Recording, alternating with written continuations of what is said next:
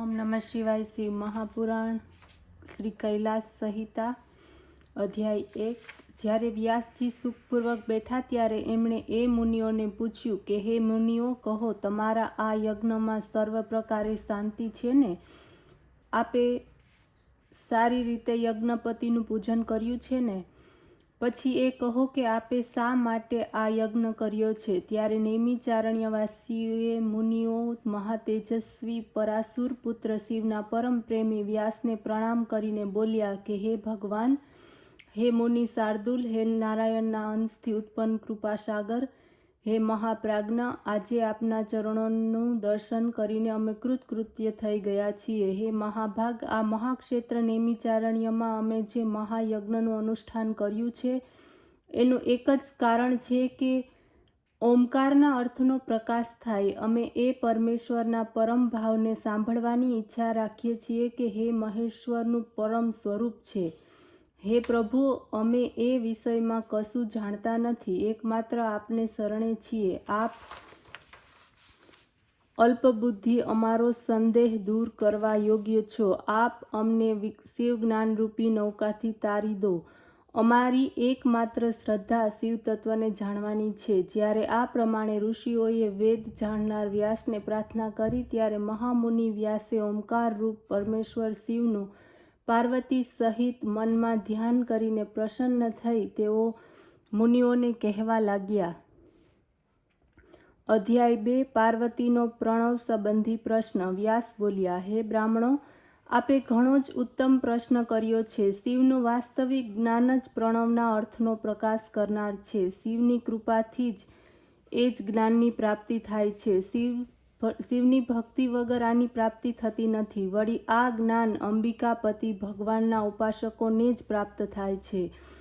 આ વિષયમાં એક પ્રાચીન વાત છે કે ઉમા મહેશ સંવાદથી યુક્ત છે. જ્યારે પૂર્વકાળમાં દાક્ષયણી સતીએ પોતાના પિતા દક્ષના યજ્ઞમાં જઈને શિવ નિંદા સાંભળીને પોતાના શરીરનો ત્યાગ કર્યો હતો.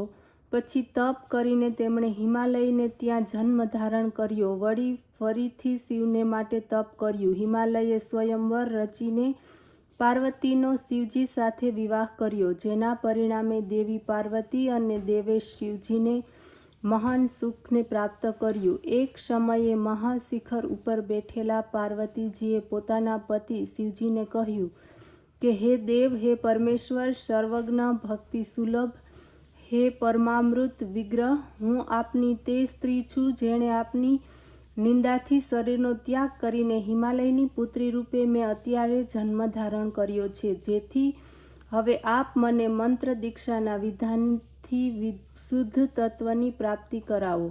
ત્યારે દેવી પાર્વતીની આ વાત સાંભળીને શશિભૂષણ શિવજીએ પાર્વતીજીને કહ્યું, હે દેવી, જો તમારી આવી ઈચ્છા છે તો ચાલો કૈલાસ શિખર ઉપર હું તમને વિશુદ્ધ તત્વમાં સ્થિત કરીશ. ત્યારે શિવ હિમાલયથી ઉઠી કૈલાસ ગયા. ત્યાં એમણે દેવી પાર્વતીને પ્રણવ મંત્રથી દીક્ષિત કર્યા. શુદ્ધાત્મામાં એને સ્થિર કરી અને પુનઃ મહાદેવજી ત્યાંથી ઉઠીને દેવોધાનમાં ગયા, જ્યાં સુમાલિની વગેરે દેવ સખીઓએ કલ્પવૃક્ષના નવીન ખીલેલા પુષ્પથી પાર્વતીને અલંકૃત કર્યા હતા.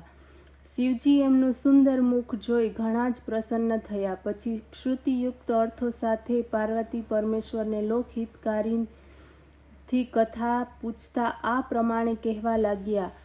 આપે ઓમકાર રહિત ઉપદેશ કેમ આપ્યો? કૃપા કરીને એ મને કહો. પ્રણવ સંબંધી બતાવો.